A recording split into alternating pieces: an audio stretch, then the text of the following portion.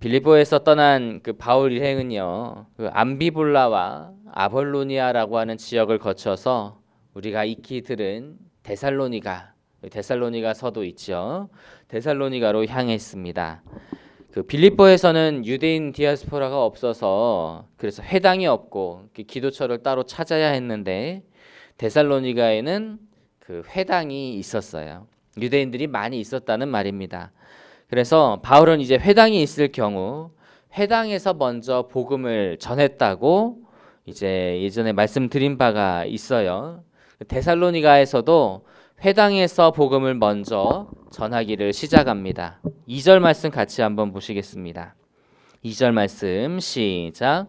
바울이 자기의 관례대로 그들에게로 들어가서 새 안식일에 성경을 가지고 강론하며, 바울은 자기의 관례대로 회당에 들어가서 가르쳤다라고 하는데 이것이 바울의 습관을 가리킨다라고 보시면 됩니다. 습관이나 루틴 같은 그러한 것들을 말을 하고 있어요. 바울은 회당에서 예수 그리스도의 그 십자가 복음을 전하기 시작하는데, 그런데 보니까 새 안식일에 증거하였다라고 말씀하고 있습니다.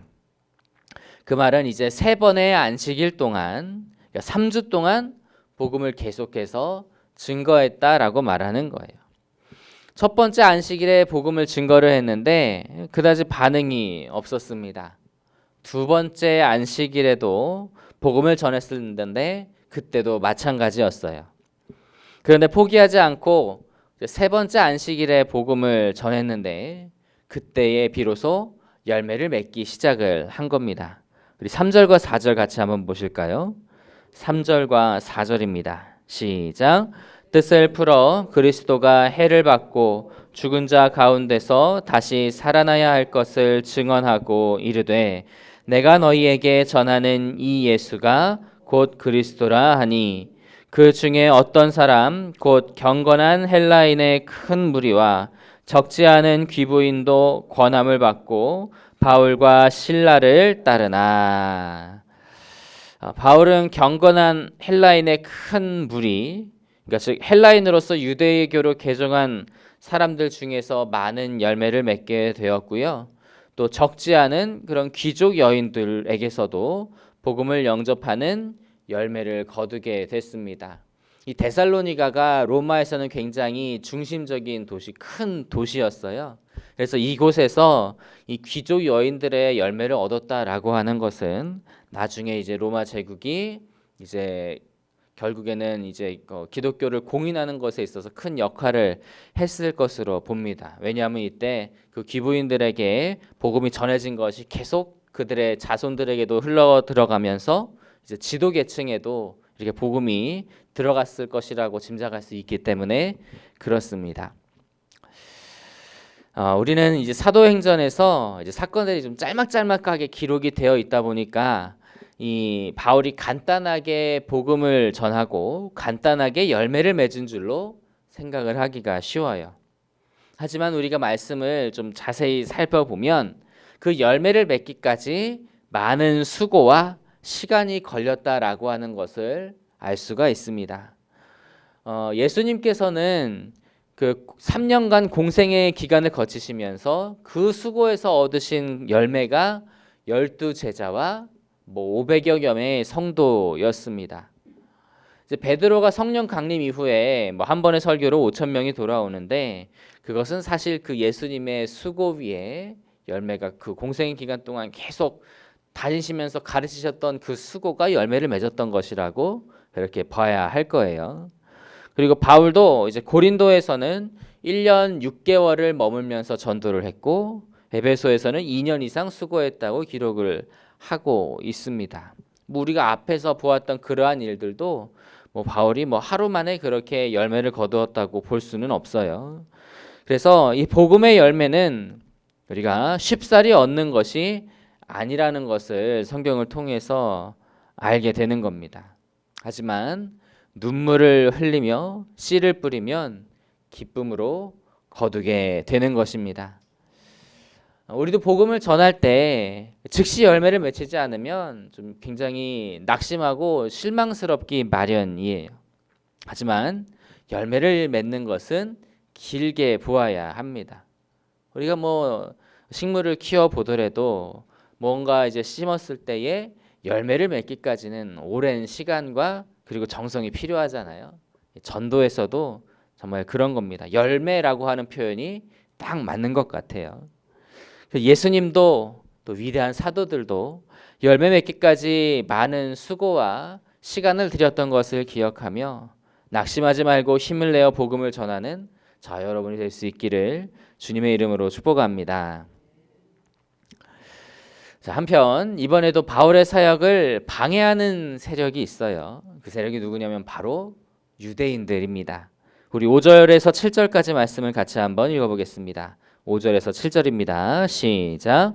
그러나 유대인들은 시기하여 저자의 어떤 불량한 사람들을 데리고 때를 지어 성을 소동하게 하여 야손의 집에 침입하여 그들을 백성에게 끌어내려고 찾았으나 발견하지 못함에 야손과 및 형제들을 끌고 읍장들 앞에 가서 소리질러 이르되 천하를 어지럽게 하던 이 사람들이 여기도 이르매 야손이 그들을 맞아들였도다.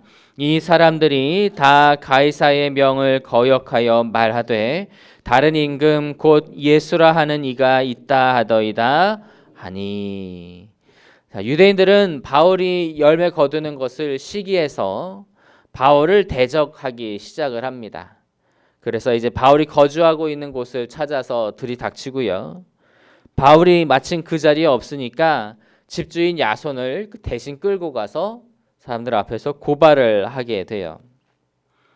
그래서 이 말씀을 보면서 저는 이제 5절에 보시면은 그 5절 앞부분에 유대인들을이라고 하는 그런 부분이 있잖아요. 유대인들은이라고 하는 부분이 있는데 이 지역 이 부분을 이 지역의 유대인들도라고 기록해도 됐었겠다라고 하는 생각을 했습니다. 왜냐하면 어디를 가든지 유대인들은요 그 바울의 전도 사역을 시기하고 대적했기 때문에 그래요.